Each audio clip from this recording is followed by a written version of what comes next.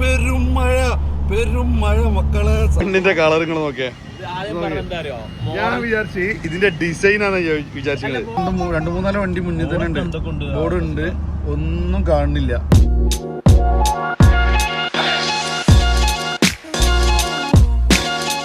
സമയം 6 മണി. അപ്പോൾ ഇന്നലെ നിങ്ങൾ ഈ കണ്ട കാഴ്ച നിസ്വേലുള്ള കാഴ്ചയായിരുന്നു. അപ്പോൾ ഞാനിപ്പോൾ നിൽക്കുന്നത് നിസ്വേലാണ്. സമയം ഒരു 6 മണി 6:10. ഇതാട്ടോ ഞങ്ങൾ താമസിച്ച ഹോട്ടൽ, സഫാരി ഹോട്ടൽ. പൈസ സാധാരണ സെറ്റൽ ഹോട്ടൽ, അടിപൊളി. ഓക്കെ, ഇപ്പോൾ ഇവിടുത്തെ ക്ലൈമറ്റ് എന്ന് പറഞ്ഞു കഴിഞ്ഞാൽ നോർമലി നമ്മുടെ ദുബായിലുള്ള സെയിം ക്ലൈമറ്റാണ്. ഇപ്പോൾ നിലവിൽ ചൂട് കുറച്ച് കുറവുണ്ട്. പിന്നെ ഇനിയിപ്പോൾ നമ്മൾ പോകുന്നത് ഏകദേശം ഒരു 8 മണിക്കൂറിനടുത്ത് യാത്ര ഉണ്ട്. 872 കിലോമീറ്റർ നമ്മളിപ്പോൾ കവർ ചെയ്ത് ഏകദേശം ഒരു 300 കിലോമീറ്ററിലധികം ഞങ്ങൾ കവർ ചെയ്ത് വന്നു. കണ്ടിന്യൂ ഡ്രൈവിങ് നമ്മളെ പൈസ തന്നെ ആയിരുന്നു. അപ്പോൾ എന്താ പറയുക, ഡ്രൈവിങ്ങിൽ ഇപ്പോൾ ഇന്നലെ പറഞ്ഞ പോലെ തന്നെ വലിയ ടയർഡ് കാര്യങ്ങളൊന്നും ഇല്ല.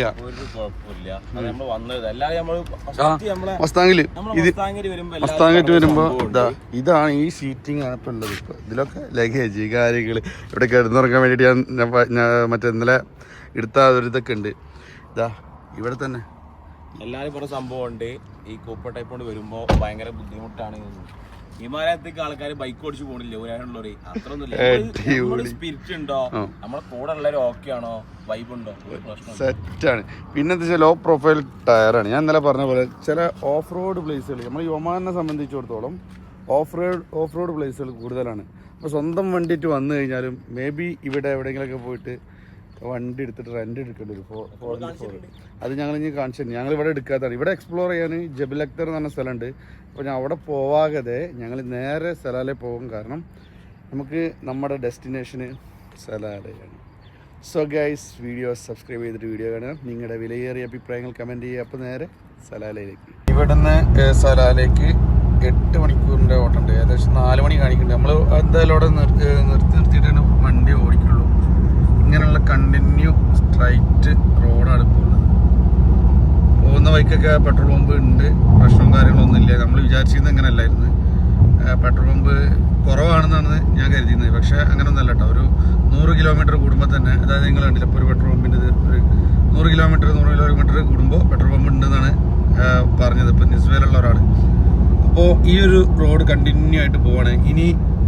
നിങ്ങൾക്ക് ഇനിയിപ്പോൾ ഈ റോഡ് കാണുമ്പോഴൊക്കെ മനസ്സിലാവും, കുറച്ച് കഴിഞ്ഞാൽ ക്ലൈമറ്റും എല്ലാം മാറും, ആ ഒരു മൂഡേ മാറും. കാരണം ഒമാൻ കേരളത്തിലേക്ക് വന്ന ആ ഒരു ഫീല് കറക്റ്റ് നിങ്ങൾക്ക് മനസ്സിലാവും.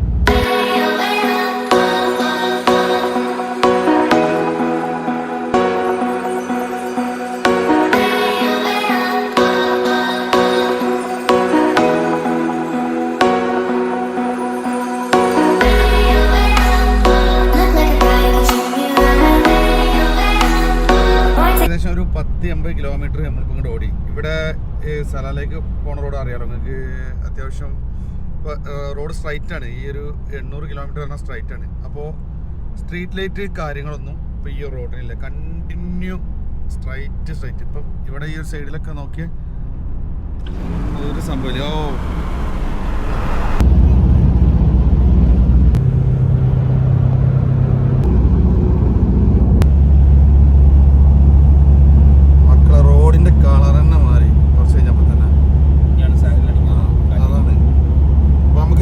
സ്പീഡിലൊക്കെ പോകാൻ പറ്റും, പക്ഷെ നമ്മൾ റോഡിൽ കൺട്രോൾ ചെയ്യാൻ പറ്റണം. കാരണം ഇതിപ്പോ നമ്മളെ പവറുള്ള വണ്ടി ആയതുകൊണ്ടാണ്. അതെ, പോകാൻ പറ്റും. പക്ഷെ എന്താ വെച്ചാൽ നമ്മൾ കൺട്രോൾ ചെയ്യണം കേട്ടോ. വേറൊരു കാര്യം എന്ന് പറഞ്ഞു കഴിഞ്ഞാൽ നമുക്ക് റെസ്റ്റ് ചെയ്യാനൊക്കെ പറ്റും. പാർക്കിംഗ് ലോബിയും കാര്യങ്ങളൊക്കെ ഉണ്ട്. ഇനിയിപ്പോൾ 11 കിലോമീറ്റർ കഴിഞ്ഞാൽ പമ്പ് വരുന്നുണ്ട്. പിന്നെ വേറൊരു കാര്യം ശ്രദ്ധിക്കേണ്ടത്, മണൽക്കാറ്റ് അടിക്കുന്ന സമയത്ത് മണൽ റോഡിൽ ആവാൻ സാധ്യത കൂടുതലാണ്. അത് പ്രത്യേകം നിങ്ങൾ എന്തായാലും ശ്രദ്ധിക്കണം. അതിനനുസരിച്ച് സ്പീഡ് കൺട്രോൾ ചെയ്തേ പറ്റും. ഈ സൈഡിൽ കണ്ടില്ല, മണലാണ്.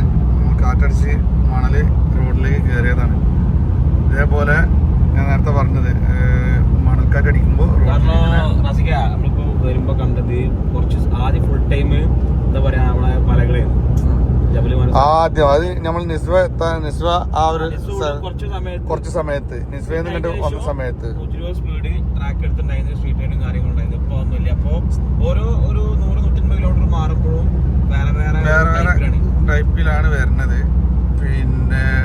നമ്മൾ അവിടെ നിന്നൊക്കെ പെട്രോൾ പമ്പിന്റെ അവൈലബിലിറ്റി കൂടുതലാണ്. ഇപ്പോഴും ഉണ്ട്, ഇല്ല എന്ന് പറയണില്ല.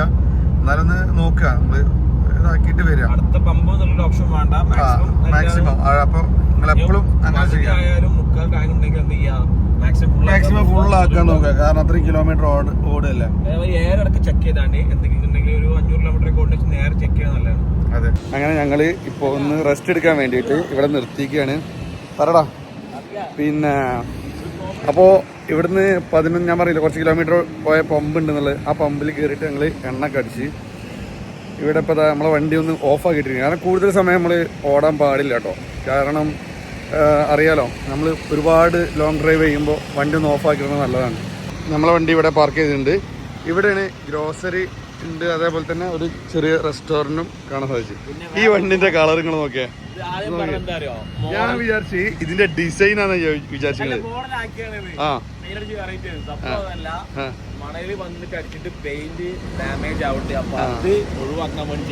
ഇതിലെ ഇത് കണ്ടാ, ഇത് പെയിന്റ് ഇങ്ങനത്തെ ഒരു സ്പ്രേ അടിക്കണാണില്ലേ ഇത്. അതായത് മണൽ വന്നിട്ട് ഇപ്പൊ നമ്മൾ ചെയ്തിട്ടില്ല.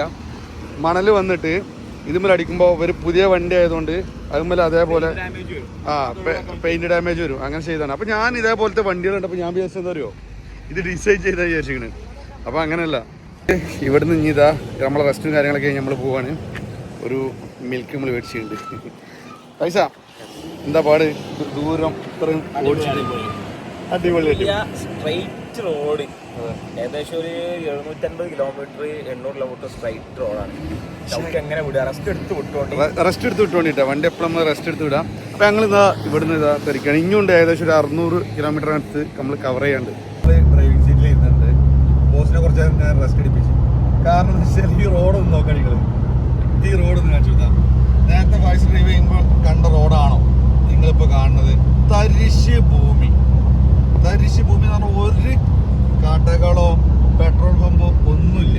ഞാൻ ഇപ്പോൾ ലാസ്റ്റ് പെട്രോൾ അടിച്ചത് ആ ഒരു പമ്പിൽ അത്രയും ക്യൂ ഉണ്ടായിരുന്നില്ല. കാരണം എന്താ വെച്ചാൽ ഇതേപോലെയുള്ള സ്ഥലങ്ങളാണ് ഇനി അങ്ങോട്ട് 426 കിലോമീറ്റർ. അതിൽ ഏകദേശം കിലോമീറ്റേഴ്സും ഇങ്ങനെ തന്നെ ആവും. കാരണം അവിടെ നിന്നും ഇവിടുന്നൊക്കെ വണ്ടി വരുമ്പോൾ നമ്മൾ അത്രയും ശ്രദ്ധിച്ച് വേണം ഓടിക്കാൻ.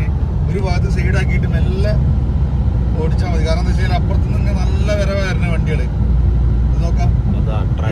ഇവിടുന്നൊക്കെ എന്തെങ്കിലുമൊക്കെ പിന്നെ പറഞ്ഞ മാതിരി നമ്മൾ വണ്ടിക്ക് പണിയിട്ട് കഴിഞ്ഞാൽ ഭയങ്കര പെടലാവട്ടെ.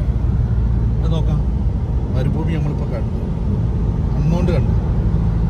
ഇതാണ് മരുഭൂമി കാണുന്നത്. അപ്പുറം ഇപ്പുറമൊക്കെ ഒന്നുമില്ല. ഒരു സൈഡിൽ കൂടി നമ്മൾ വണ്ടി പോകും. വേറെ സംഭവം ഇവിടെ പണി നടക്കുന്നുണ്ട്. ഇവിടെ ട്രാക്കിന്റെ പണി നടക്കുകയാണ്. പക്ഷേ ഇവിടെ സംഭവം കാണിച്ചില്ല. അതായത് 1-2 ആൾക്കാർ ഇന്ന് പണിയെടുക്കണേ. ഒരു വണ്ടി, ഒരു ലോറി, ഒരു JCB. സംഭവം മനസ്സിലാവണം. ഇനി ഇവർക്ക് ഞമ്മക്ക് തോന്നുകയാണെന്നല്ല ഒരു ഐഡില്ല. ഇതിപ്പോ എന്ത് തീരുന്ന വെച്ചാല് നാളും പെരുന്നാളാകുന്ന പറഞ്ഞ അവസ്ഥയാണ്. അതായത് ഞാൻ ആ പെട്രോൾ പമ്പിൽ എണ്ണ അടിച്ചില്ലേ, പെട്രോൾ പമ്പിൽ എണ്ണ അടിച്ചപ്പോ ഒരാള് മാത്രം ഓനിങ്ങനെ കിടന്നുകൂടാ. അത്രയും ക്യൂ. എന്നിട്ട് ഒരാള് കിടന്നുകൂടാ. അതേപോലെയാണ് ഇപ്പൊ ഇവിടെ ഒരു വർക്ക് അടക്കുമ്പോഴൊക്കെ വർക്ക് 1-2 ആൾക്കാർ ഇവിടെ വർക്ക് സ്ഥലത്തുണ്ടാവും. ഇഷ്ടംപോലെ പണിയുണ്ട്. റോഡിന്റെ പണിയാ തോന്നുന്നില്ലേ? ഇവിടെ നോക്കേ, വണ്ടി നിർത്താൻ തണലോ കാര്യങ്ങളോ ഒന്നുമില്ല. 10 കിലോമീറ്റർ കൂടുമ്പോൾ ലോബിയും കാര്യങ്ങളുണ്ട്. പക്ഷെ എന്താണ് അത്, ഒരു തണലോ കാര്യമില്ല. ജസ്റ്റ് ഒന്ന് വണ്ടിക്ക് റെസ്റ്റ് കൊടുക്കുക, വണ്ടി വിടുക. വേറൊരു ലോകം. ഇങ്ങനെ ഏകദേശം ഒരു 44 കിലോമീറ്റർ മാത്രമേ ഉള്ളൂ നമ്മളെ സലാലേക്ക്. എന്നിട്ട് നിങ്ങളോട് എന്താ പറയേണ്ടത് എനിക്കറിയില്ല. തണുപ്പ് വരാത്തോണ്ട് മാത്രം ഇന്നെ ഇൻസൾട്ട് ചെയ്തൊരു മനുഷ്യനാണ് ഇരിക്കുന്നത്. ഓനക്ക് തണുപ്പ് വേണല്ലോ. എന്നിട്ട് കാറിൻ്റെ ഉള്ളിൽ കൈയിട്ടോക്ക. പക്ഷെ ഗൈസ് നിങ്ങളിത് നോക്കിയേ, അയ്യോ നമ്മുടെ സലാലേക്ക് ഇനി വെറും കുറച്ച്, അതായത് 46 മിനിറ്റ് മാത്രം. അപ്പൊ തന്നെ അതിന്റെ ഒരു മട്ടും ഭാവം, അന്തരീക്ഷത്തിന്റെ മട്ടും ഭാവം മാറണോക്കാം. ഏതാ ലെവല് നോക്കി നോക്കാം. അങ്ങനെ മക്കളെ, ഇതാ നമ്മുടെ സലാലയില് ഒരു നല്ല അടിപൊളി ക്ലൗഡ് സീന് കണ്ടപ്പോൾ അവിടെ നിർത്തിയതാണ്. എത്ര പെട്ടെന്നാണ് ചാറ്റൽമാരില്ല ക്ലൈമറ്റ് മാറിയത്. എങ്ങനെയുണ്ടോ ഇതേ ഒരുപാട് ആൾക്കാർ ഇവിടെ നിന്നോണ്ട് ഫോട്ടോ എടുക്കുന്നുണ്ട്. കായ്സൊക്കെ കാറ്റത്ത് നിന്ന് പാറി പോവാണ്. എനിക്കൊന്നും നിക്കാൻ പറ്റുന്നില്ലേ? നിൽക്കാൻ പറ്റില്ല, നിൽക്കാൻ പറ്റില്ല. എന്താ അറിയോ, ആ ചൂടത്തുനിന്ന് അതും മരുഭൂമിന്ന് ഈ ഒരു റോഡിലേക്ക് പ്രവേശിച്ചപ്പോൾ ഉണ്ടാവുന്ന ഒരു ഫീല് വൈബ് വേറൊരു ലെവൽ തന്നെയാണ്. കാരണം എന്താ വെച്ച് കഴിഞ്ഞാല് മരുഭൂമി എല്ലാ കാഴ്ചകളും കണ്ടിട്ട് ഇതാ ഇപ്പൊ കാണാൻ പോകുന്ന കാഴ്ചകൾ, അതിന്റെ ആ ഒരു സുഖം എന്റെ പൊന്നു മക്കളെ വേറെ level.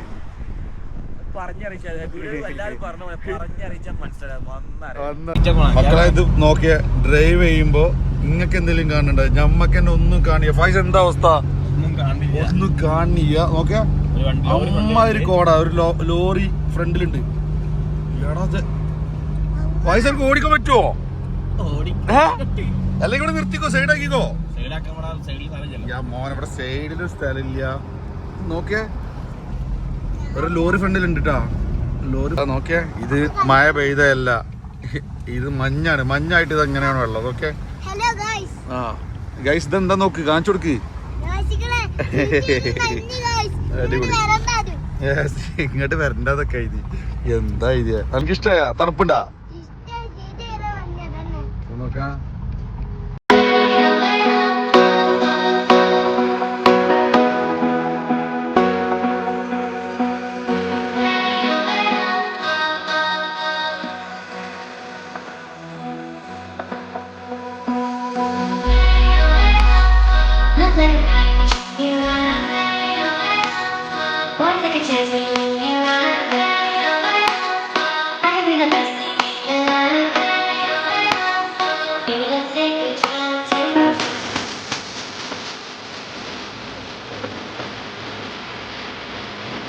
Take it down, take it down.